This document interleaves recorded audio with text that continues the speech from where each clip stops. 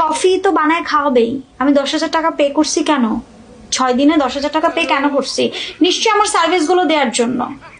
আর ওরা খুবই needy family, মাংস খেতে চায়, গরুর মাংস খেতে চায়, এটা চায় ওইটা চায়, চাওয়ার আগে হাজির। আপনারা তো জানেন আমার কলিজা কত বড়। হ মানুষের আর খাইয়া দাইয়া কাম নাই গা। তোমার কইলজা কত বড় এটা মানুষে জানে না।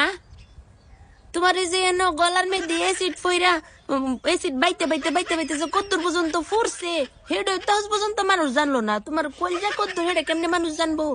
হ্যাঁ, গলার মধ্যে যে এসিড পড়ছে এই এসিড না কলজার মধ্যে লাগিয়া কলজা কালা হইয়া সিমা শুরু হয়ে গেছে গা। কত আর বড় হইব ফুরা কলজা?